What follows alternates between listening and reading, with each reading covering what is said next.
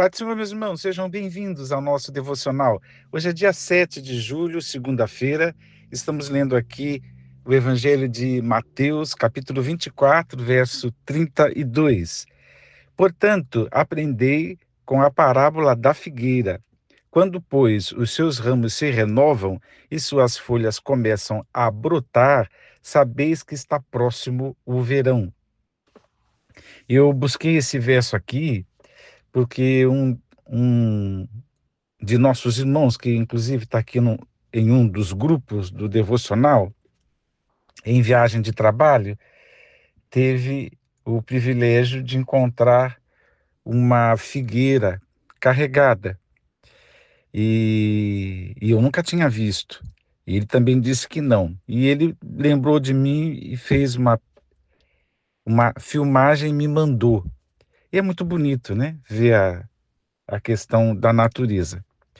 Ah, mas logo a gente lembra da palavra de Deus, principalmente porque os irmãos que são leitores da Bíblia já recordaram que a figueira ela está carregada de simbologia, né? O simbólico é na figueira com os seus frutos e na figueira sem os seus frutos, ou seja, com infrutífera, né? Então Deus usou esse símbolo para representações da condição de Israel. Aí, se você recordar, você encontra Jeremias usando essa expressão, Joel, enfim, outros, usando estas expressões para falar de Israel. Então, uma das parábolas de Jesus, inclusive, fala disso, né? De que o dono das terras plantou uma figueira e esperava que ela desse fruto. O viniticultor, eu não lembro agora o termo correto, me perdoe por isso, mas que é uma representação de Jesus, diz, olha, espera mais um ano, eu vou fazer uma valeta ao redor, vou adubar para ver se frutifica, né? Tudo isso em relação a Israel. Mas para a gente entender melhor, precisamos recordar lá atrás. Qual a expectativa de Deus? Porque Deus tem expectativas, né? Deus esperava que Israel frutificasse. Aliás, quando os primeiros frutos de Israel apareceram, o Deus celebrou, Deus estava satisfeito. Mas, no decorrer da história, Israel deixou de dar fruto. E fruto aqui é um símbolo de fé genuína, de obediência, de arrependimento, né? Dar fruto, é por isso que João, o Batista, ele usa essa expressão que ela não é estranha para os leitores do Antigo Testamento. Quando ele dizia, produzi, pois, frutos digno de arrependimento. Ou seja, precisa dar resultados, precisa mostrar ou demonstrar que houve arrependimento. Esse mostrar não é nenhum farisaísmo, João Batista estava longe disso. Ele está dizendo de demonstrar em atos de obediência, em postura ou atitude de fé, né? De resposta à, à normativa divina, ao mandamento divino. Então, o que se espera, o que se esperava? Qual a expectativa de Deus? Que Israel respondesse para Deus, retribuísse para Deus fé genuína, arrependimento, obediência. Israel falhou, né? É por isso que os profetas também denunciaram a falta do fruto na figueira, né? Então, figueira é um símbolo de Israel a princípio, né? E aí, ao longo da história, Ah, Jesus falou disso também, né? Tem o Velho Testamento falando dessa aliança de Deus com Israel e que Deus esperava esse retorno, que não veio, né? Jesus lança a mão da mesma do mesmo símbolo para falar desta expectativa, né? Porque a igreja não é que substitui Israel, mas também se espera da igreja ou se tem uma expectativa na igreja que se dê fruto, né? Fruto também de fé, de obediência, de arrependimento, de reconhecimento do senhorio de Jesus Cristo e tudo mais, né?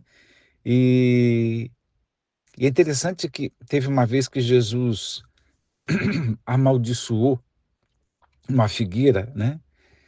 Estava com fome, olhou para a figueira cheia de folhas, né? Quando olhou lá, não tinha nada. E aquela esterilidade, ele disse, nunca mais é, haja fruto em ti, nunca mais vai frutificar, tal. E aí eles se deslocaram, continuaram a jornada deles, e quando passaram novamente pelo caminho, os discípulos ficaram pasmos que a figueira tão frondosa, cheia de folhas, tinha secado, né? E isso também é um símbolo, que folhas, talvez, segundo, né, os intérpretes, seja a representação de exteriorizações, de farisaísmo mesmo, de uma religiosidade infrutífera, ou seja, fere a expectativa do Senhor Jesus. O Senhor Jesus esperava ver fruto, mas só viu folhas, folhas e folhas, aparência, aparências e aparências. E ele amaldiçoou. Essa, né, que Jesus é antiecológico, qualquer coisa que de repente vão até falar de Jesus nesse sentido. Mas isso é um grande símbolo de que Jesus espera que a gente dê fruto, mas alguns intérpretes puxam esse evento como um juízo sobre a própria nação de Israel, né? Que estava mergulhada nessa religiosidade, que não, que precisavam, vamos dizer assim, se converter ao Senhor, reconhecer o seu Messias, acolher o seu Messias, e esses frutos, essa obediência, essa resposta para o advento do Messias não aconteceu. E o juízo viria, né? Ia secar, obviamente, guardando aí os remanescentes, os que se converteram, guardando a história de Israel que nunca se perdeu, que nunca acabou, né? E, enfim, tudo isso aí. Quando a gente chega no capítulo 24, que Jesus é chamado de pequeno apocalipse, né? Então Jesus fala sobre princípio de dores, né? Fala da grande tribulação, do seu retorno em glória. Eu estou lendo aqui os subtítulos. São assuntos que não são assim isolados na Bíblia, não está só aqui em Mateus. O apóstolo Paulo fala de alguns aspectos, João apóstolo também fala na revelação de Jesus Cristo, no Apocalipse, e tem Zacarias, Joel, os profetas do Antigo Testamento também apontaram para alguns eventos, de maneira que Jesus, que é Deus, que é a verdadeira palavra de profecia, né, falou destes eventos. E eles, eles não estão tão organizados quanto nós gostaríamos em termos cronológicos, mas estão aqui, né? Jesus está deixando claro os sinais que antecedem a sua vinda, os sinais que apontam para a sua vinda. É uma antessala do que está por vir. Nós já estamos vivendo estes dias. E aí Jesus diz: aprendei com a parábola da figueira, né? Quando, pois, os seus ramos se renovam e suas folhas começam a brotar, vocês sabem que é época do verão, né? Por quê? Porque é essa época, e cada planta guarda a sua época, tem planta que floresce no inverno, por exemplo, né? E aqui a figueira floresce no, no verão, pelo menos lá em Israel, nos dias de Jesus era assim. As folhas começam a brotar nessa época. Jesus diz, da mesma forma, é o verso 33, quando vocês verem todos esses acontecimentos, sabei que ele está muito próximo às portas. Estamos está falando do quê? De quando a gente vê os sinais que antecedem a vinda de Jesus, que apontam para a vinda do Senhor, acontecendo, a gente sabe que o Senhor está próximo. É verdade que muitos interpretaram por ser no Velho Testamento a figueira um símbolo de Israel, o dar frutos, obediência, não dar frutos, desobediência. E quando Jesus fala disso aqui, nesse contexto, as pessoas fecharam uma interpretação exclusivamente para Israel. E escatológica, porque Jesus falou isso há mais de 2.000 anos atrás. E aí, 1948, quando Israel começa a voltar dos seus exílios, das terras distantes, e começam a repovoar a nação de Israel,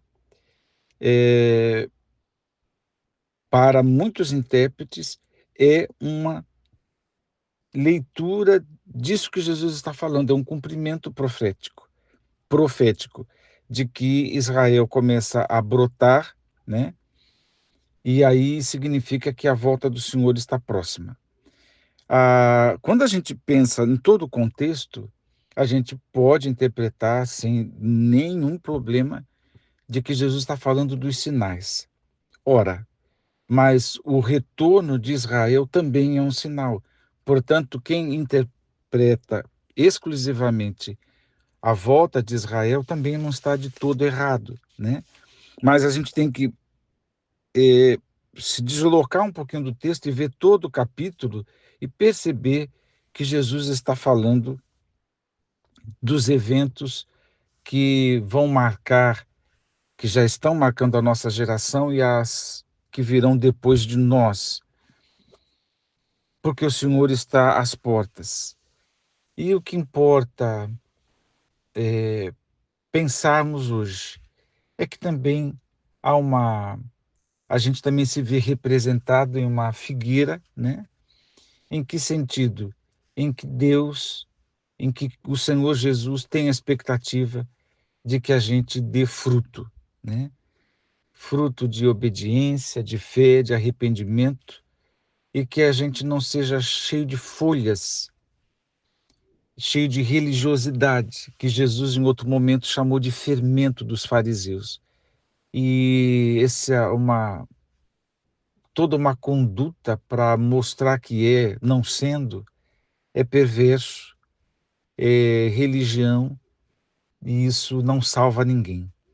Mas o dar fruto de arrependimento é a porta de entrada para o Evangelho. Deus te abençoe a pensar nestas coisas e continuar a dar fruto, produzindo fruto de arrependimento, que são ações de obediência e passos de fé. Deus te abençoe nesta jornada, nesta frutificação. Vamos orar. Pai Celeste, que o nome do Senhor seja exaltado para sempre. Obrigado por mais um dia que o Senhor nos concede. Dá-nos a tua graça, Senhor. Fala aos nossos corações e que sejamos frutíferos para a glória de Jesus. Oramos assim,